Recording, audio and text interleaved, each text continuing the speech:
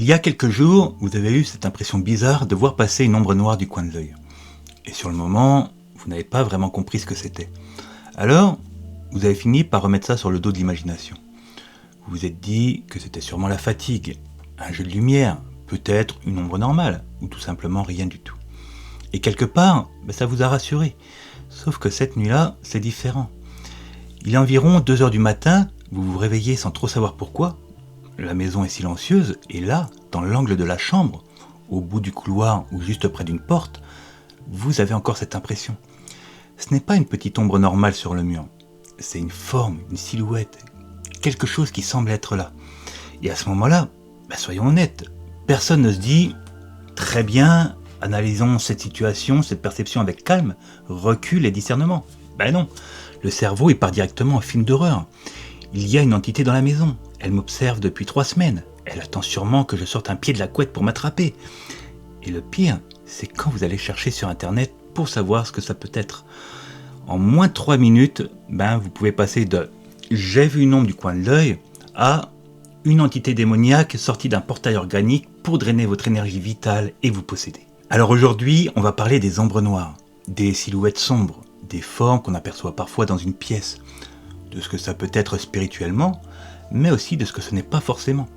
Et puis restez bien jusqu'à la fin parce qu'on va voir ensemble les signes qui doivent vraiment attirer votre attention, ceux qu'il faut relativiser et surtout comment réagir sans paniquer si vous revoyez une ombre noire chez vous.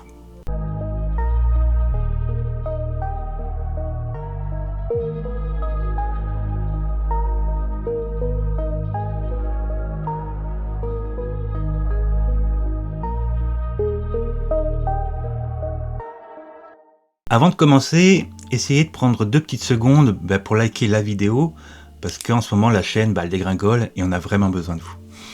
Alors, déjà, il faut comprendre une chose très simple. Notre cerveau, il est extrêmement doué pour transformer une forme floue en présence. C'est pas forcément un bug, et c'est même presque une protection. Est-ce que depuis toujours, notre cerveau il préfère repérer une présence trop vite plutôt que trop tard? Et ça se vérifie tous les jours dans les groupes spirituels. Allez voir, vous trouverez 1000 posts par jour de gens qui pensent voir une âme ou une entité dans un objet, dans leur carrelage ou dans la fenêtre. C'est typiquement ce qu'on appelle le phénomène de pareidolie. Mais, j'ai envie de dire, il vaut mieux confondre une branche avec quelqu'un que confondre quelqu'un avec une branche. Donc, dès qu'il y a une forme sombre, un mouvement, un contraste bizarre, le cerveau cherche naturellement quelque chose de connu. Un visage, un corps, une silhouette. C'est pour ça qu'un manteau accroché derrière une porte peut vite devenir, pendant une demi-seconde, un homme debout dans votre chambre. Et pendant cette demi-seconde, votre esprit, lui, il n'a pas le temps de lire la situation complète. Il s'emballe. Vous trouvez le courage d'allumer la lumière et là, c'était votre veste. Votre veste qui, visiblement, avait quand même décidé de ruiner votre dignité à 2h17 du matin. Va redormir après ça avec le cœur à 1000 à l'heure. Donc oui, parfois, une ombre noire est simplement une erreur de perception. Un vêtement, un meuble, un rideau, une lumière extérieure, le reflet d'une voiture qui passe, un objet que votre cerveau a complété trop vite. Et je suis sûr que ça vous est tous déjà arrivé. Moi encore, il n'y a pas longtemps, ça me l'a fait avec le porte-serviette de la salle de bain. Et pourtant, je sais qu'il est là depuis des années, il est bien fixé au mur, mais ça me l'a quand même fait. Bon, en même temps, pour ma défense, on a quand même souvent vos défunts qui viennent chez nous avant l'heure, pour ceux qui nous consultent. Donc voilà. Il y a aussi la vision périphérique, vous savez, ce fameux coin de l'œil. Beaucoup de personnes disent « je l'ai vu passer par là, sur le côté, mais quand j'ai tourné la tête, il n'y avait plus rien ». Et ça, c'est très fréquent. Notre vision périphérique, elle est très sensible au mouvement, mais elle est aussi beaucoup moins précise. Elle capte vite, mais elle détaille mal. Donc, elle peut percevoir un changement de lumière, un reflet, une ombre, un rideau qui bouge.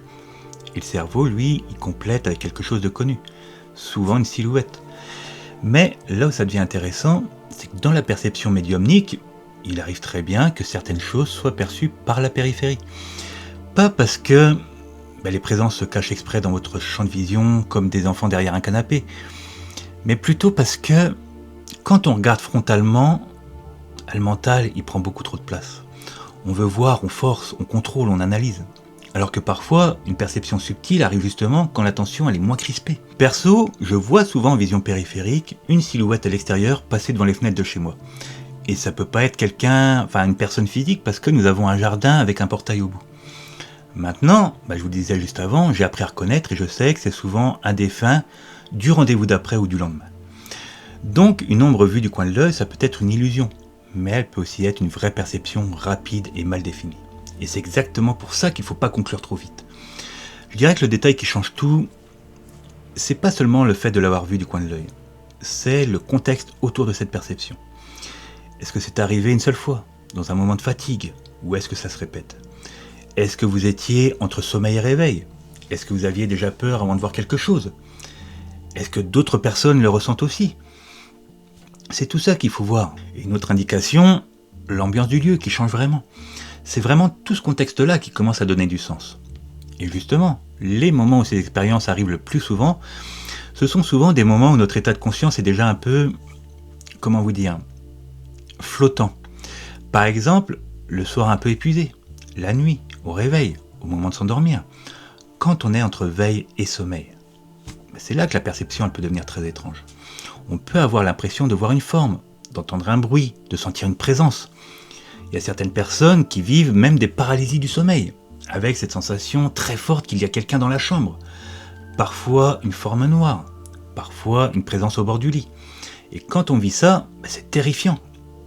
Le cœur s'emballe, on peut avoir du mal à bouger, on peut se sentir observé, oppressé, coincé.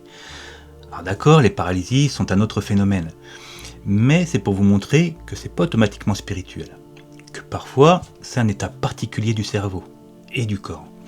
C'est pour ça que le discernement il commence souvent par une question très simple. Dans quel état j'étais quand ça s'est produit ? Une ombre noire vue une fois, à moitié endormie, après une journée épuisante, c'est pas vraiment la même chose qu'une silhouette observée plusieurs fois, au même endroit, par plusieurs personnes, avec une ambiance lourde qui revient dans la maison régulièrement. Faites attention à tous ces gens qui donnent une réponse immédiate dans les groupes spirituels, parce que franchement, ils sont très balèzes. Vous postez « j'ai vu une ombre noire chez moi, ça veut dire quoi ?» Et vous allez avoir 1000 réponses, de tout et n'importe quoi, je vous le confirme. Mais tout le monde ira de son analyse ou de ses croyances. Alors que personne ne peut le dire à votre place. Si vous me dites « Jordan, j'ai entendu un craquement à l'étage », je ne vais pas vous répondre « c'est un défunt qui se trouve chez vous ». Un bruit tout seul, ça suffit pas pour poser une conclusion.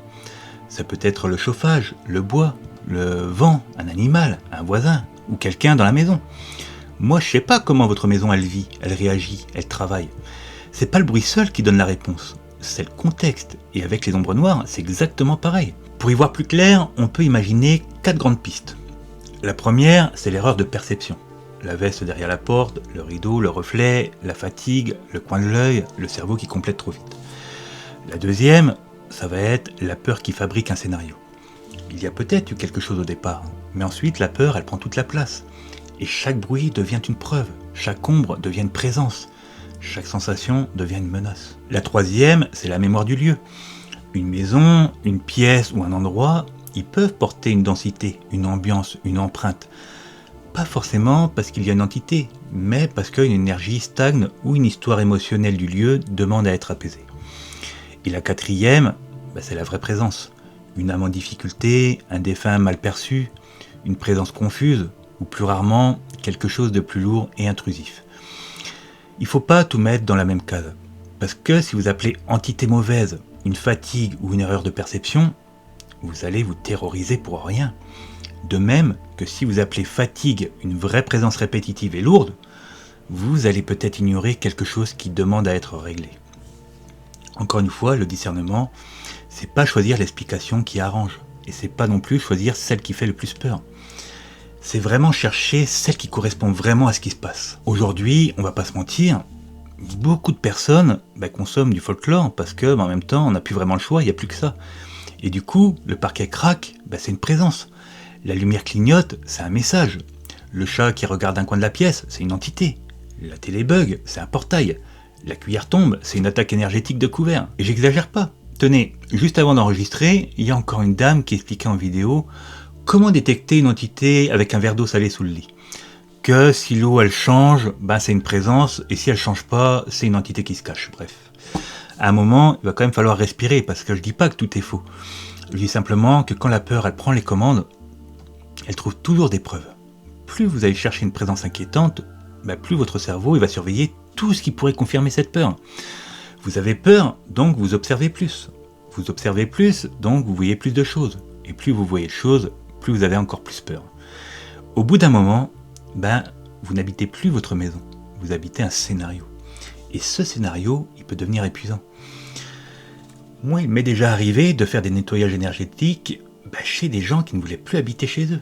Ils dormaient à l'hôtel parce que il y avait une médium qui leur avait dit que c'était rempli d'entités maléfiques, alors qu'il y avait vraiment chez eux que du résiduel, aucune énergie consciente. Mais de par leurs croyances, leur peur, etc., ils amplifiaient le phénomène. C'est aussi pour ça que certains discours spirituels me dérangent vraiment. Ils prennent des personnes déjà très sensibles, inquiètes, parfois en deuil, parfois fragilisées, et ils rajoutent une couche de panique. Vous avez vu une ombre noire ? Ah oui, c'est grave. Vous sentez une présence ? Ah oui, c'est lourd. Votre enfant a peur dans sa chambre ? Ah oui, il y a quelque chose. Votre chat regarde le mur ? Alors là, c'est sûr, il y a quelqu'un. Dans la spiritualité, la médiumnité, et aussi le paranormal, la peur c'est un marché. Ceux qui suivent mes posts sur la page Facebook, ils savent très bien de quoi je parle. Je sais que je tire souvent sur eux, mais en même temps c'est l'exemple le plus parlant. Les fameux chasseurs de fantômes. Alors attention, je vois déjà certains commentaires arriver. Je suis pas en train de dire que toutes les personnes qui enquêtent sur des lieux sont malhonnêtes.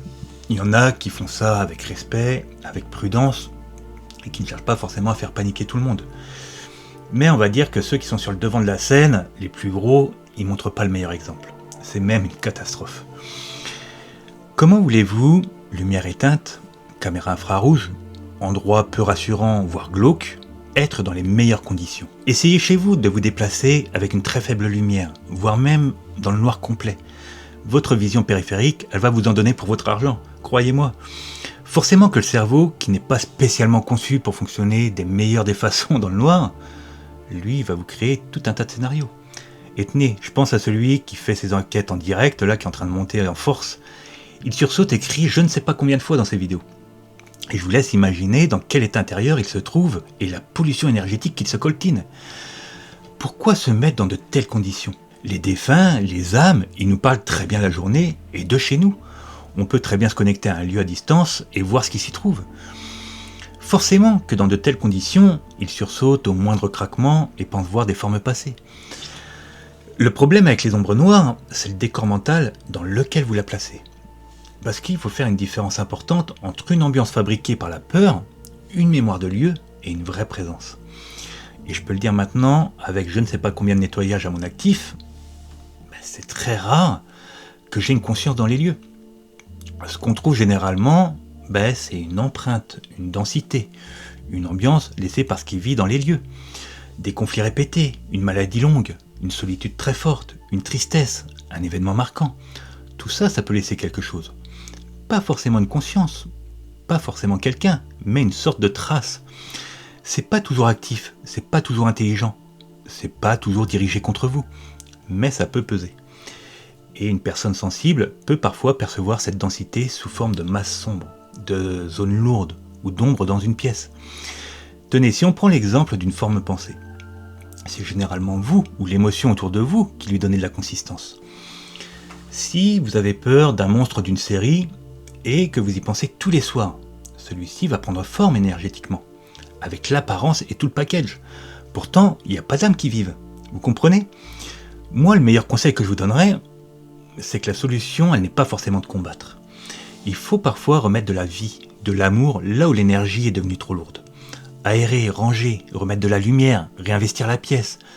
Arrêtez d'en faire une zone interdite dans votre tête. Posez une intention claire. Parce que plus vous évitez un endroit en vous disant « il y a quelque chose là-dedans », plus vous lui donnez une place énorme. N'y allez pas dans le couloir comme si vous passiez un casting pour un film d'exorcisme, mais avec une vraie clarté intérieure. Je suis chez moi, je ne nourris pas la peur, ce lieu doit retrouver de la paix. Alors maintenant, oui, il faut le dire, il y a le cas où c'est vraiment une présence, ça peut arriver. Et dans mon expérience de médium et de passeur d'âme, une présence peut être perçue comme une ombre noire. Mais encore une fois, ça ne veut pas dire automatiquement qu'elle est mauvaise. Et ça, c'est vraiment une nuance importante parce que on associe très vite le noir au danger. Lumière égale bien, noir égale mal. C'est instinctif, c'est culturel, c'est presque imprimé en nous. Sauf que dans la perception médiumnique, une forme sombre, elle peut aussi être une vraie présence, simplement mal captée.